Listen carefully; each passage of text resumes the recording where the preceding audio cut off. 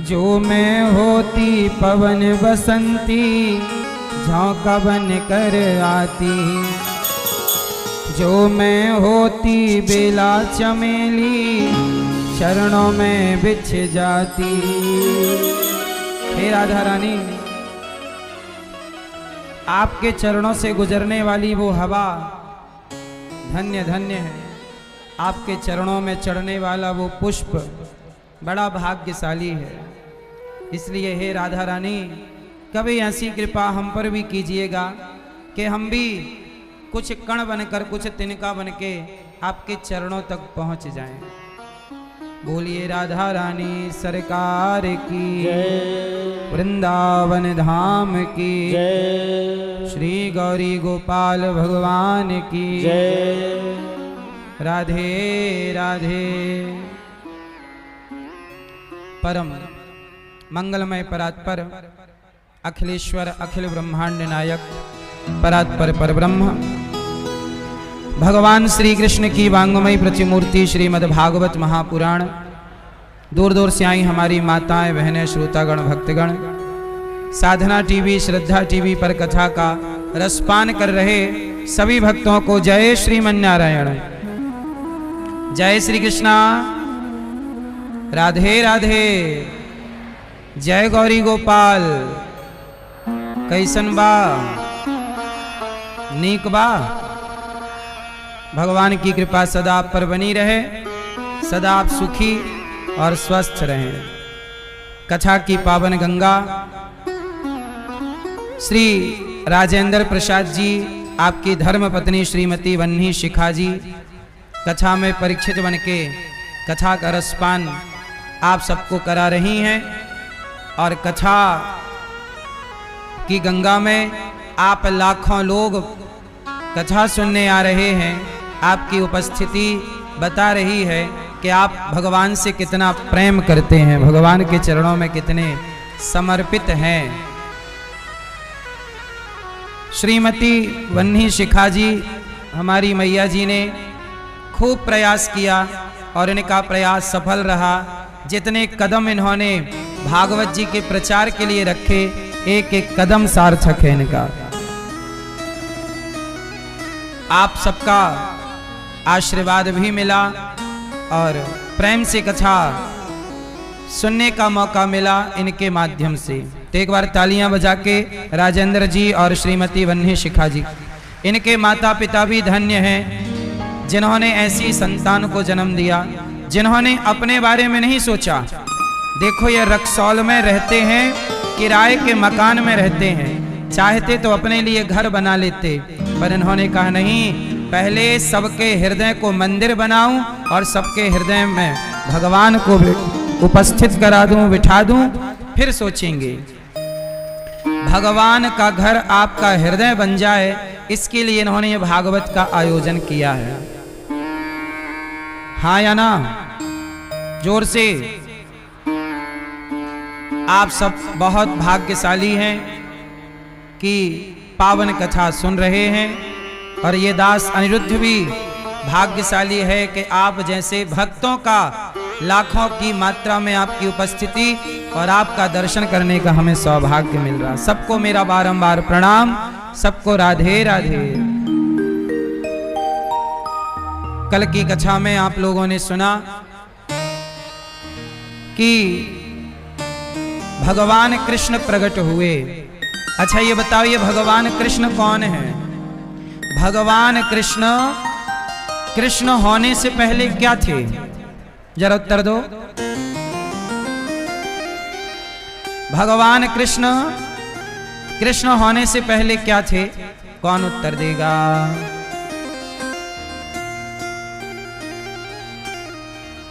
कौन थे ये? हैं? भगवान कृष्ण क्या थे कृष्ण होने से पहले? हैं? जोर से। हाँ, भगवान श्री कृष्ण पहले राम हैं। भगवान कृष्ण विष्णु हैं। राम जी राम होने से पहले क्या है? और कृष्ण जी कृष्ण होने से पहले क्या हैं। ये बहुत गहरा विषय है, समझने की बहुत जरूरत है।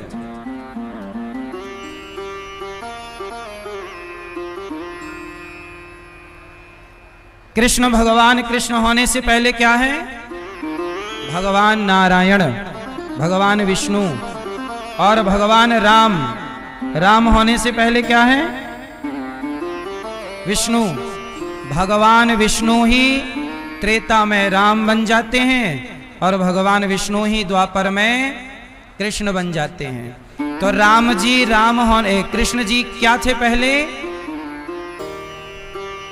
भगवान राम का कुछ काम बाकी रह गया था,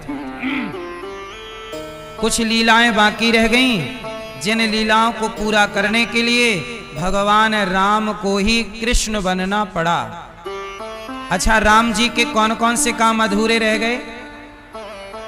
राम जी के कुछ काम अधूरे रह गए थे, जिस काम को पूरा करने के लिए राम कृष्ण बन करके आए। क्या अधूरा था? आओ सुनते हैं। अब राम जी के समय पर देखो तो लक्ष्मण जी छोटे हैं और राम बड़े हैं, पर यहाँ लक्ष्मण जी बड़े हो गए और राम छोटे हो गए। कैसे? बलराम जी बड़े हैं और कृष्ण जी, ये बलराम कौन है? बलराम जी पिछले जन्म में लक्ष्मण हैं और कृष्ण राम हैं। तो जब लक्ष्मण जी छोटे थे तो लक्ष्मण जी द्वापर में बड़े कैसे हो गए? आओ इसे समझते हैं। ये बात ऐसी है कि जब भगवान राम वनवास से आए और राम जी राजा बने, तो एक दिन वशिष्ठ जी आए और वशिष्ठ जी ने लक्ष्मण जी से कहा, वाह लक्ष्मण, आपके जैसा भाई इस धरती पर कभी नहीं हो सकता। क्यों? वशिष्ठ जी ने कहा, लक्ष्मण, आपने 14 साल पत्नी का स्पर्श नहीं किया, 14 साल आप सोए नहीं और 14 साल आप कुछ खाए नहीं। राम जी बोले, गुरुजी, लक्ष्मण ने 14 साल पत्नी का स्पर्श नहीं किया, ये तो हम जानते हैं। लक्ष्मण जी 14 साल सोए नहीं, ये भी हम जानते हैं, पर लक्ष्मण जी खाए नहीं, ये बात ठीक नहीं है। लक्ष्मण को मैं रोज खाने को देता था और लक्ष्मण रोज खाते थे। लक्ष्मण को बुलाया गया, लक्ष्मण जी को। लक्ष्मण जी से राम जी ने कहा कि लक्ष्मण, जब तुम मेरे लिए फल जंगल से लाते थे तो मैं दोना में तुम्हें देता था और तुम खाते थे कि नहीं? लक्ष्मण जी बोले, भैया, जो प्रसाद आप मुझे देते थे मैं वो प्रसाद नहीं खाता था, मैं उस प्रसाद से कह देता था कि राम के द्वारा दिया गया प्रसाद है, जब तक राम की सेवा पूरी नहीं हो जाती मैं खाऊंगा नहीं। तो फिर ये प्रसाद कहाँ गया? बोले, सारा प्रसाद अयोध्या जी में है। राम जी ने कहा, दिखाओ। एक स्टोर था, खोला, वहां ढेर सारे दौने, वो सारे फल ताजे के ताजे। राम का स्पर्श जिन फलों में हुआ वो बासे कैसे होंगे? अब लक्ष्मण जी ने कहा कि ये रहे दौने।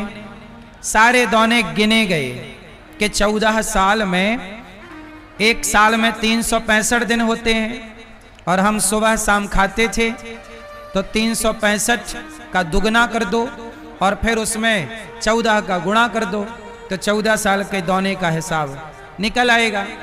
जब राम जी ने गिनती की तो कुछ दौने कम थे, तो राम ने कहा कि देखो लक्ष्मण, इतने दौने तो कम हैं, मतलब इतनी बार आपने भोजन किया है। लक्ष्मण जी बोले, प्रभु, एक एक दौने का मैं हिसाब देता हूं, मैंने एक भी दिन भोजन नहीं किया, तो फिर ये दौने कम कैसे हैं? तो लक्ष्मण जी हिसाब दे रहे हैं।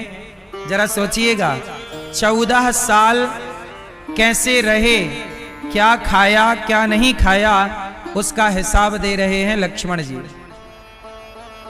अब लक्ष्मण जी कह रहे हैं कि पहला दौना ये कम है कि जिस दिन आपका वनवास हुआ तो आपने भोजन नहीं किया। अच्छा, राम का वनवास सुबह 7 बजे ही हो गया था। राम जी का वनवास सुबह 6-7 बजे हो गया। सुबह भाई दशरथ जी रात के कैकई के पास गए। रात को ही कैकई ने कह दिया कि राम को वनवास। सुबह राम को पता लगा तो राम जी सुबह ही निकल गए वनवास। तो जब सुबह गए तो राम जी ने उस दिन कुछ नहीं खाया। तो लक्ष्मण जी ने कहा, प्रभु जब आप नहीं खाए तो आपने मुझे दौना नहीं दिया फलों का, तो मैंने नहीं खाया, तो पहला दौना वो कम है। दूसरा, जब पिता की मृत्यु का समाचार चित्रकूट में आपने सुना तो उस दिन आपने भोजन नहीं किया, तो मुझे आपने नहीं दिया, दूसरा दौना वो कम। तीसरा दौना, जब रावण सीता मां को चुरा कर ले गया तो सीता मां के वियोग में आपने कुछ नहीं खाया, तो तीसरा दौना वो कम। चौथा दौना, जब आप समुद्र से रास्ता मांग रहे थे लंका जाने के लिए तो 3 दिन तक आप समुद्र से हाथ जोड़े बैठे रहे। 3 दिन आपने भोजन नहीं किया, वो 3 दौने और कम। और जब लक्ष्मण जी ने कहा कि मेघनाथ ने मुझे शक्ति मारी तो मैं तो आपकी गोद में पड़ा था, 1 दौना वो कम है, बाकी आप गिन लो, सारे दौने बराबर हैं। राम जी की आंखों में आंसू आ गए। राम जी बोले, लक्ष्मण 14 साल तुम हमारे संग रहे और हमें ये नहीं पता लगने दिया कि तुम भूखे हो। लक्ष्मण जी ने कुछ खाया नहीं।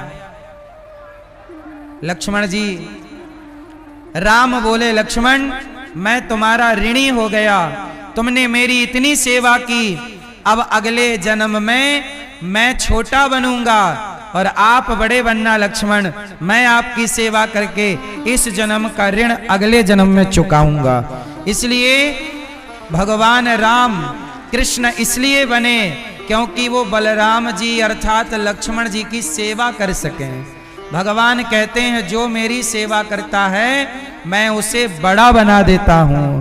तो देखो ना, लक्ष्मण जी छोटे थे पर सेवा की तो लक्ष्मण जी को भगवान ने बड़ा बना दिया और अगले जन्म में बलराम बन करके लक्ष्मण जी प्रकट हुए। इसलिए बलराम जी बड़े हैं लक्ष्मण जी ही। राम कृष्ण बन के आ गए और लक्ष्मण जी बलराम बन करके आ गए। अच्छा, ये भगवान कृष्ण की माता का नाम क्या है जरा बताओ, क्या नाम है? क्यों भैया? भगवान कृष्ण की माता का नाम क्या है भैया? ओ मोबाइल वाले भैया सुनो, भगवान कृष्ण की माता का नाम क्या है? माता देवकी। क्या नाम है? अच्छा, लेकिन भगवान कृष्ण को दूध किसने पिलाया? माता। जन्म दिया देवकी ने और दूध पिलाया। अब क्यों? ये देवकी माता कौन है? देवकी माता कहते हैं कि जब भगवान राम चित्रकूट आए तो चित्रकूट भरत जी भी आए राम को मनाने, तो कैकेयी माता भी आई। अच्छा, वनवास किसके कारण हुआ था? कैकेयी के कारण। अब कैकेयी को बड़ा बुरा लगा कि मेरे कारण राम को इतना कष्ट हुआ, तो राम जी से आई माता कैकेयी बोली कि राम मुझे माफ कर दो। राम जी बोले माता माफ कर दिया चलो। कैकेयी मां बोली ऐसे नहीं। तो कैसे? कैकेयी मां बोली कि मुझे वचन दो कि अगले जन्म में आप हमारे बेटा बन के जन्म लोगे, आप हमारे पुत्र बनोगे। भगवान कृष्ण बोले मां, भगवान राम बोले मां अगले जन्म में तो मैंने माँ यशोदा को वादा किया है कि मैं तुम्हारा बेटा बनूंगा, पर आप बीच में ही अब कह रही हो कि मेरे बेटे बनो। अब राम क्या करते, कैकेयी माँ को ठुकरा भी तो नहीं सकते ना। तो भगवान राम ने कहा कि माता, मैं आपका बेटा तो बनूंगा पर आपका दूध नहीं पीऊंगा। इसलिए भगवान देवकी माँ के यहाँ प्रकट तो हुए, पर भगवान श्री कृष्ण ने भगवान कृष्ण ने दूध किसका पिया? माता यशोदा का। अच्छा, ये माता यशोदा कौन है? कौन है ये माता यशोदा? आप जानते हैं? मैं बता दूं कौन है? किस किस को जानना है माता यशोदा के बारे में? आप लोग भी ऐसा ही पुण्य करना जैसा पुण्य माता यशोदा ने किया। तो जैसे यशोदा के बेटा बनकर आए, आपके भी बेटा बन के भगवान आ सकते हैं। आपके भी बेटा बन के आ जाएंगे। क्या पुण्य किया था माता यशोदा ने? तो सुनो, माता देवकी तो पिछले जन्म में वरदान मांग रही हैं कि आप बेटा बन के आना, लेकिन माता देवकी तो बन गई, जन्म ले लिया भगवान ने, पर प्यार यशोदा से कर रहे हैं, दूध मैया यशोदा का पी रहे हैं। अच्छा, आपको एक बात और बताएं, एक तराजू बांधी जाए और एक पलड़े पर यशोदा मैया को रखा जाए और एक पलड़े पर माता देवकी को रखा जाए, तो बताओ किसका पलड़ा भारी होगा? जोर से, किसका? जोर से, किसका? यशोदा मैया का। क्यों यशोदा मैया का पलड़ा भारी क्यों होगा? क्योंकि यशोदा और देवकी माता में कितना अंतर है। माता देवकी को जब पता लगा कि कृष्ण मेरा बेटा भगवान है, क्योंकि भगवान कृष्ण ने एक बार अपने गुरु जी का मरा हुआ बेटा जिंदा करके लौटाया था। भगवान कृष्ण पढ़ने कहाँ गए? उज्जैन। उज्जैन में भगवान पढ़े और पढ़कर के जब भगवान की पढ़ाई पूरी हुई तो भगवान ने अपने गुरुजी से कहा कि गुरुजी दक्षिणा क्या दूं? तो गुरुजी ने कह दिया कि बेटा मुझे तो कुछ नहीं चाहिए, पर तुम अपनी गुरु माता से बात कर लो। तो जो सांदीपनी जी थे उज्जैन में, सांदीपनी जी की जो पत्नी थी, उनके पास भगवान कृष्ण गए और कहा कि माँ मेरी पढ़ाई पूरी हो गई, अब बताओ कि गुरु दक्षिणा आपको क्या चाहिए? तब भगवान कृष्ण से माता ने कहा, गुरु माता ने क्या कहा जरा सुनिएगा। गुरु माता ने कहा कि कन्हैया तुम ऐसा करो कि सदा सदा के लिए तुम मेरे बेटे बनकर यहीं उज्जैन में रह जाओ।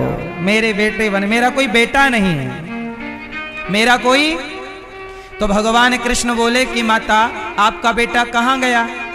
तब माता गुरु माता ने रोते हुए कहा कि बेटा मेरा एक बेटा था, परंतु वो मर गया, भगवान के घर चला गया। कब मरा माँ? तो माता ने कहा कि लगभग 10 साल हो गए। कितने साल हो गए? 10 साल पहले गुरु जी का बेटा मर चुका था। भगवान कृष्ण बोले कि माँ यदि आप मेरी गुरु माता हो तो मेरा धर्म है कि अपने माता की इच्छा पूरी करना। मैं आपको वचन देता हूं कि आपका जो 10 साल पहले बेटा मरा था, मैं उसी बेटे को जिंदा करके, मैं उसी बेटे को जीवित करके आपको ला करके दूंगा। आप चिंता ना कीजिए, उसी बेटे को मैं जीवित कर दूंगा। अब भगवान तो भगवान है। भगवान यमपुरी गए, यमपुरी से ढूंढ करके भगवान उनके बेटे की अंतरात्मा ले आए और भगवान ने उनको जस का तस जीवित किया, जस का तस जीवित किया और जीवित करके भगवान ने उनका बेटा लौटाया। जब भगवान ने उनका पुत्र लौटाया और ये बात जब माता देवकी को पता लगी तो माता देवकी ने कहा कि बेटा, कंस ने मेरे पुत्रों को मार डाला था, कंस ने मेरे पुत्रों को मार दिया था, इसलिए ऐसी प्रभु कृपा करो कि जो बेटे कंस ने मार दिए थे वो सारे बेटे मुझे तुम जिंदा करके दो। अब माता देवकी ने कहा कि मेरे मरे हुए बेटे मुझे आप जीवित करके दो। अब जरा सोचिएगा कि माता देवकी भगवान से अपने मरे हुए पुत्र जो कंस ने मार दिए थे 6। अच्छा मुझे एक बात बताओ, क्या कृष्ण जैसा बेटा पाने के बाद क्या किसी और बेटे की इच्छा होनी चाहिए? मैया, क्या कृष्ण जैसा बेटा होने के बाद क्या किसी और बेटे की इच्छा होनी सही है? माता देवकी की गलती क्या थी कि कृष्ण जैसा बेटा होने के बाद कहती हैं कि जो कंस ने मेरे पुत्र मार डाले हैं, कन्हैया तुम भगवान हो तो मेरे पुत्रों को जीवित करके दो। भगवान ने दे दिया। भगवान के लिए कोई बड़ी बात नहीं, सारे पुत्र लौटा दिए। परंतु यशोदा भी चाहती तो कह देती कि कृष्ण मुझे एक बेटा और तुम दे दो, यदि तुम जा रहे हो तो एक बेटा देकर जाओ। यशोदा ने कृष्ण के सिवा किसी और को नहीं चाहा, पर देवकी ने कृष्ण के सिवा अपने और बेटों को चाहा। और भगवान कहते हैं जो मेरे अतिरिक्त किसी और को प्यार करता है वो मेरा सच्चा भक्त नहीं हो सकता। मेरा भक्त तो वो है जो केवल मेरे से प्यार करे। अच्छा ये बताओ मेरी माँ, अच्छी पत्नी जो केवल अपने पति से प्यार करे वो अच्छी पत्नी है कि थोड़ा पड़ोसी से भी प्यार करे वो अच्छी पत्नी है? बोलो, कैसी अच्छी पत्नी होती है? जो केवल अपने पड़ोसी से प्यार करे? नहीं, जो केवल अपने पति से प्यार करे वो अच्छी पत्नी होती है। अच्छा पति कौन होता है? जो केवल अपनी पत्नी से प्यार करे, पड़ोसन से इलू इलू ना करे। बोलो हाँ, सच बताओ, सबसे अच्छी पत्नी कौन? जो केवल पति से प्यार करे। सबसे अच्छा पति कौन? जो केवल अपनी पत्नी से प्यार करे, अपने पति से प्यार करे। ऐसे ही सबसे अच्छा भक्त कौन? जो केवल भगवान से प्यार करे। मां यशोदा केवल कृष्ण से प्यार करती हैं। अच्छा भरत जी को देख लो, भरत जी के पास ऑप्शन है। भरत जी को माता कहती हैं, कैकेयी मां, कि तुम अयोध्या के राजा बन जाओ। क्या भरत जी राम को छोड़ के अयोध्या के राजा बने? उत्तर दो मेरी मां, नहीं बने। इसका मतलब है कि भरत जी यदि आज महान हैं तो केवल इसलिए कि उन्होंने धन को नहीं चुना, उन्होंने भगवान को चुना है। इसलिए कहता हूं कि आपको चुनना है। क्या चुनोगे? जगत को चुनोगे या जगन्नाथ को चुनोगे? इसलिए भगवान को चुनिए, जगत के चक्कर में ना उलझे रहिएगा। देवकी माँ का पलड़ा कमजोर इसलिए हो गया क्योंकि वो अपने बेटों को चाहती हैं, भगवान को नहीं। और यशोदा केवल भगवान को चाहती हैं और किसी को नहीं। इसलिए मेरी माँ, प्रेम ना दो लोगों से नहीं हो सकता। जहां दो हैं वहां प्रेम नहीं हो सकता। सच बताओ, आप अपने पति से भी प्रेम करो और थोड़ा पड़ोसी से भी करो, तो बताओ आपका प्रेम सच्चा है कि झूठा है? बोलो, आपका पति आपसे भी प्यार करे और पड़ोसन से भी प्यार करे तो सच्चा है कि झूठा है?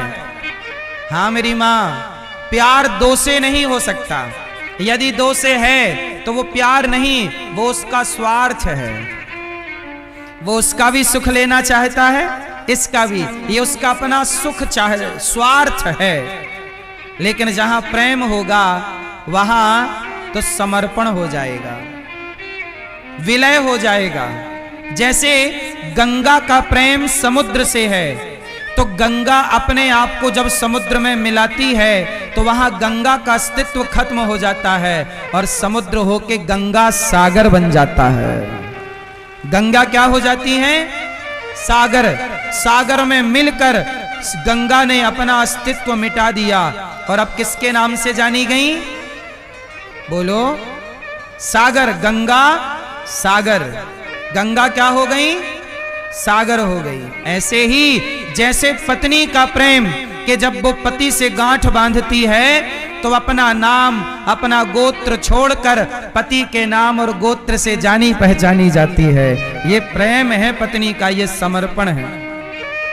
इसलिए कहता हूं कि प्रेम गली अति साकरी, जामे दो न समाए। प्रेम में दो नहीं हो सकते। क्यों मेरी मां? हो सकते हैं? प्रेम में दो नहीं हो सकते। इसलिए हमारे सनातन में दो का कॉन्सेप्ट नहीं है। आजकल लोग शादी के पहले लिव इन में रह लेते हैं, थोड़ा इसके संग, थोड़ा उसके संग, थोड़ा इसके संग। नहीं, ये प्रेम नहीं है साहब, ये तो स्वार्थ है। तुम तो केवल शरीर की हवस पूरी कर रहे हो, ये प्रेम नहीं है। प्रेम तो ऐसा है कि हम जिसके हो गए बस उसके सदा सदा के लिए हो गए, फिर दूसरा कोई विकल्प ऑप्शन भी ना हो। क्या ना हो? जोर से। विकल्प भी ना हो। अब हम तुम्हारे हैं, मतलब तुम्हारे हैं। जैसा समर्पण एक स्त्री का पति में होता है, ऐसा ही समर्पण यदि भक्त का भगवान से हो जाए तो लोक परलोक दोनों बन जाएगा। ये प्रेम है। क्यों मेरी मां? बात समझ में आई? प्रेम किसे कहते हैं? समर्पण को। डूब जाने का नाम प्रेम है, जहां विकल्प ना हो। सही है? राम सीता से इतना प्रेम करते हैं कि जब रावण ले गया तो राम पागल हो गए। पशु पक्षी से पूछ रहे हैं, हे सीता, हे सीता। ये राम का पागलपन नहीं, ये राम का क्या है? प्रेम है। जब माता सती जली, जब माता सती दक्ष के यज्ञ में योग अग्नि से जल गई तो भगवान शंकर ने माता सती का जलता हुआ शरीर लेकर के वो शिवजी चले तो माता सती का शरीर जल रहा था आग में और शंकर जी गले लगा के दौड़ रहे थे, मरा हुआ शरीर। ये क्या था? ये प्रेम है। माता सती के शरीर के भगवान विष्णु ने वामन टुकड़े किए, क्योंकि शंकर जी छोड़ने को तैयार नहीं थे, तो काट दिया शरीर को सुदर्शन चक्र से। तो जहां जहां माता सती के अंग गिरे वह एक एक शक्ति पीठ बनती चली गई। तो 52 शक्ति पीठ हैं, 52 टुकड़े किए भगवान विष्णु ने। बात समझ में आई? तो ये प्रेम है, जहां दूसरा ना हो। जहां मछली का प्रेम देखो। अच्छा बताओ, मछली किससे प्यार करती है? जोर से। किससे? हाँ, पानी से, जल से। मछली का प्यार देखिएगा कि मछली इतना प्रेम करती है पानी से कि यदि मछली को पानी से निकाल दिया जाए तो उसके पास कोई दूसरा विकल्प।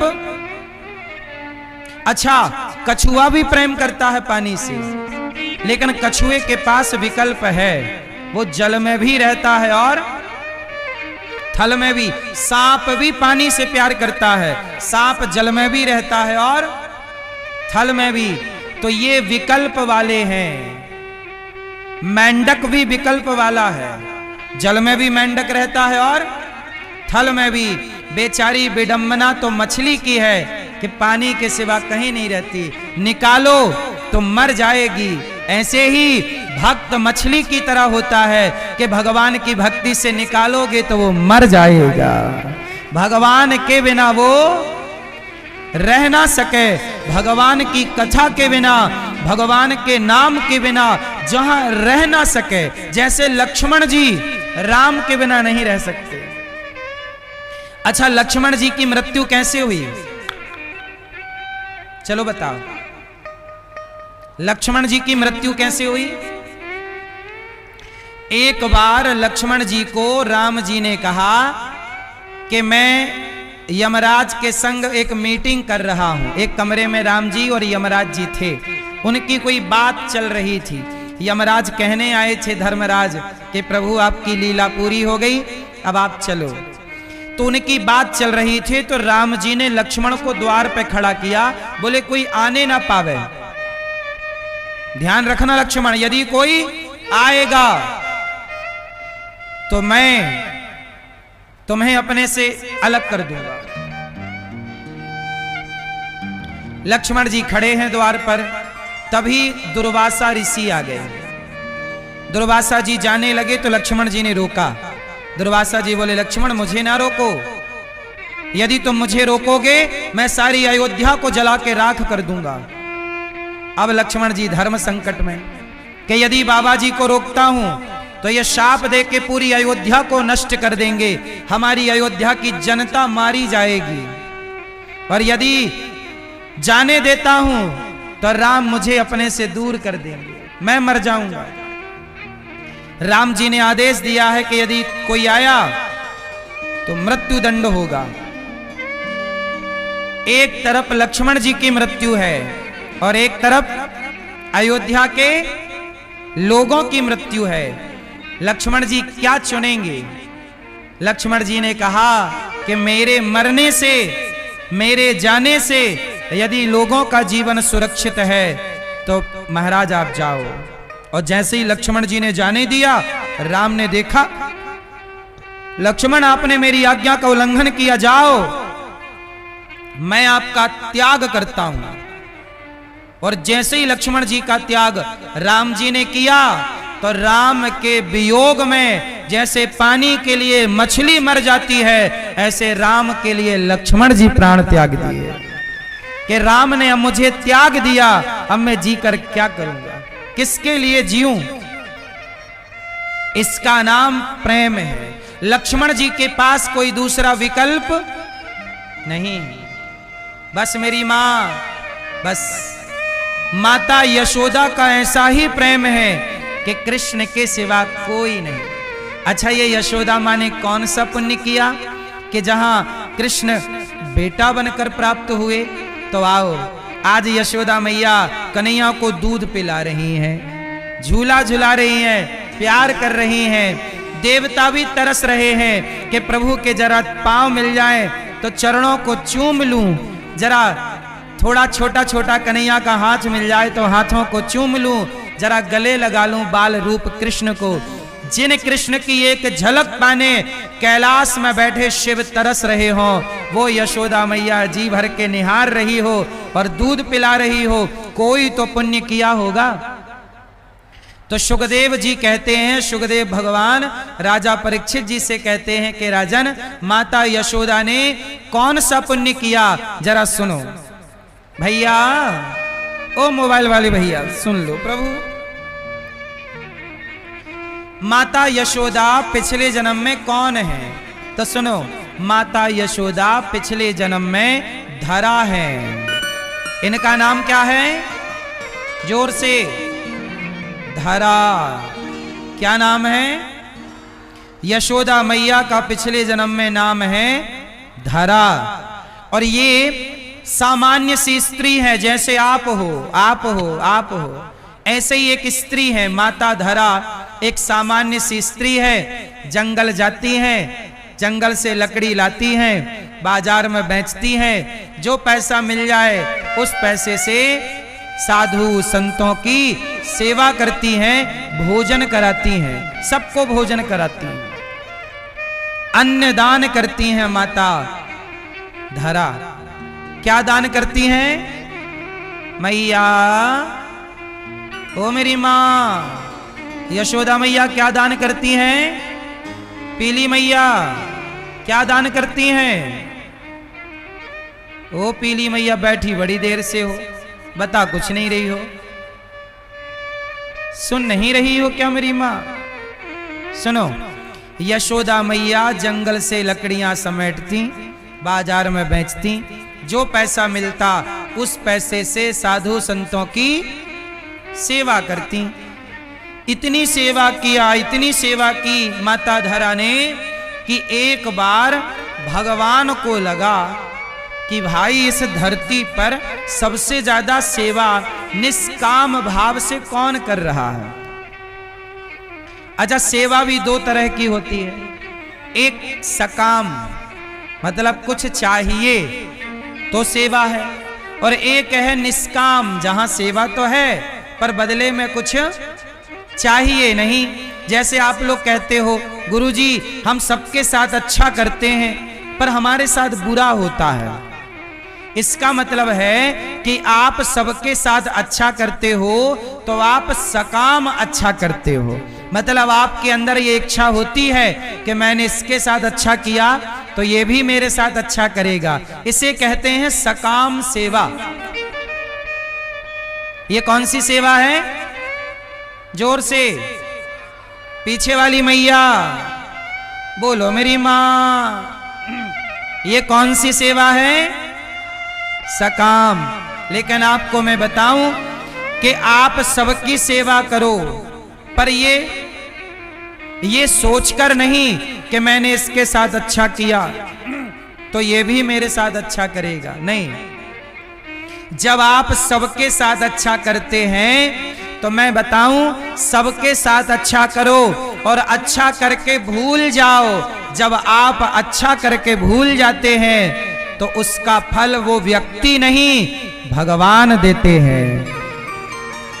आपने अच्छा किया है किसी के साथ तो आपके साथ अच्छा वो व्यक्ति करेगा कि भगवान? इसलिए कर्मों का फल व्यक्ति देता है कि भगवान? लेकिन आप लोग कहते हो गुरुजी हमने उसके साथ अच्छा किया वो हमारे साथ बुरा करता है। अरे भाई वो थोड़ी फल देगा, फल देने वाले तो जो आपके साथ अच्छा करे आपको भी उसके साथ अच्छा करना चाहिए। अच्छा करने वाले के साथ अच्छा वही लोग करते हैं जिनके संस्कार अच्छे होते हैं। अब जैसे आप सांप के साथ कितना भी अच्छा करो, दूध पिलाओ, लेकिन जैसे ही मौका मिलेगा वो आपको डसेगा और जहर भरेगा आपके अंदर। बोलो हाँ। आप ये नहीं कह सकते कि मैंने तो सांप को बहुत अच्छा किया, सांप के साथ, सांप को दूध पिलाया उसने तो डस लिया। सांप का स्वभाव ही डसना है, आप कितना भी दूध पिलाइए। बोलो हाँ। इसका मतलब है कि हम दूध तो पिलाएं, हम भला करें, हम सांप से उम्मीद ना करें कि तू भी हमें दूध पिला, वो नहीं पिला सकता।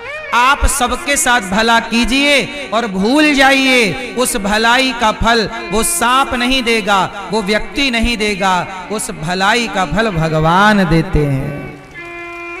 और आप गलती क्या करते हैं? सामने वाले से उम्मीद कर लेते हैं कि भाई हमने तेरे साथ अच्छा किया है तो तू भी हमारे साथ अच्छा करना, वो नहीं करेगा। आम सबको फल देता है, बोलो हाँ, बोलो हाँ। लेकिन लोग डंडा मारते हैं कि नहीं उसे, आम के पेड़ पर डंडा पत्थर, जबकि वो सबको फल देता है। तो आप सबके साथ अच्छा कीजिए पर ये उम्मीद मत करिए कि वो भी आपके साथ अच्छा करेंगे। जैसे आप लोग नगर पालिका को वोट देके नगर पालिका में बिठा देते हो, लेकिन देखो ना यहाँ कथा चल रही है, नगर पालिका ने यहाँ पहले दिन वॉशरूम नगर पालिका वाले लाके खड़े कर दिए और दूसरे दिन सारे वॉशरूम हटवा लिए। आप देखो एक भी नगर पालिका का सहयोग नहीं है यहाँ। क्यों नहीं है? पूछो नगर पालिका वालों से। सारे वॉशरूम हटा के ले गए, जबकि वो वॉशरूम सरकारी जनता की सुविधाओं के लिए होते हैं। अब यहाँ किसी महिला को लघु शंका आ जाए तो एक भी वॉशरूम नगर पालिका ने नहीं खड़े कर रखे। एक दिन किया था, बाद में पता नहीं क्या गुस्सा लगी उनको उठा के ले गए। मतलब नगर पालिका वाले को गुस्सा लगेगी तो उठा के ले जाएगा, उसे जनता की सुविधा से कोई मतलब नहीं है। जैसे हमने उसके घर जाके चोरी कर ली हो, नगर पालिका के अधिकारी के घर। ऐसे तो है, देख लो। इसलिए भला करो। इन्होंने रक्सौल के लोगों को भागवत सुना के सही किया कि गलत किया? बन्नी सिखा जी ने। लेकिन वो अधिकारी लोग कह रहे हैं कि आओ पहले हमसे सॉरी कहो।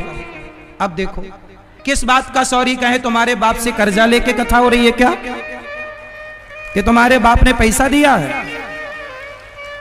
इन्होंने किसी से 1 रुपए नहीं मांगा। क्यों किसी से मांगा? 1 रुपए ना किसी ने सहयोग किया, ना 1 रुपए इन्होंने लिया, और केवल अपनी श्रद्धा से कि रक्सौल वासियों को भागवत मिल जाए। एक तरफ इनका दिल है कि सबको भागवत सुनाए, और एक तरफ वो नगर पालिका के अधिकारी के जो सीट तक उठा के ले गए कि यहां कोई को शौच लग जाए तो व्यवस्था ही ना मिले, पानी का टैंकर उठा के ले गए। अब सोचिए इस तरह की अज्ञानता, इस तरह का भेदभाव। पता नहीं कौन बैठे हैं वहां पद प्रतिष्ठा पे, किसके लिए व्यवस्थाएं होती हैं? क्यों? मेरा और इनका क्या स्वार्थ है? मैं तो आपको कथा सुनाने आया, अब ये कथा करा रहे हैं। इसलिए कहता हूं कि तुम हमें जरा भी व्यवस्था दो ना। अब देखो यहाँ के पत्रकार, कुछ मीडिया ने झूठी खबर चला दी कि कथा में भगदड़ हो गई। कहां हुई भगदड़? झूठे ही चला दिया, झूठे ही बोल दिया कि पुलिस वालों ने डंडे मारे, जबकि एक भी डंडा नहीं मारा। पुलिस वाले बहुत सपोर्ट कर रहे हैं, झूठे ही। सोचिए यहाँ के लोग यदि ऐसा झूठ फैलाएंगे, सही को गलत बताएंगे, नगर पालिका सब सामान उठा के ले जाएगी, तो बताओ जिनसे सवाल पूछना चाहिए नगर पालिका के लोगों से कि वॉशरूम तुम्हारे घर पे जरूरत थी क्या, कि तुम्हारी अम्मा को लग गई जरूरत उसकी, उस पर सवाल नहीं खड़ा करेगी मीडिया। यहां कथा में बोले भगदड़, झूठी खबर। सबसे झूठ बोलने वाले लोग कौन? न्यूज के कुछ लोग, बड़े बड़े न्यूज चैनल, सबसे ज्यादा झूठ बड़े बड़े न्यूज चैनल इंटरनेशनल, देख लो। इसलिए कहता हूं कि भला करो सबका। आपने बोर्ड देके नगर पालिका वालों को बिठाया है, जरा पूछिएगा कि साहब जहां जरूरत थी जनता को टॉयलेट सीटों की, वॉशरूमों की, क्यों उठा के ले गए? पूछना जरा सवाल ये। एक भी यहां सीट दिख रही हो तो बताओ प्रांगण में, जबकि यहां लाखों लोग हैं। बताओ क्या नगर पालिका की जिम्मेदारी नहीं है कि वो व्यवस्था दे? उत्तर दो, क्यों नहीं दे रही है? उनके बाप का राज्य चल रहा है कि उनके पिताजी का राज्य शासन चल रहा है यहां? अरे ये सरकारी व्यवस्थाएं हैं, और सरकारी व्यवस्थाओं पर सबका अधिकार। इसलिए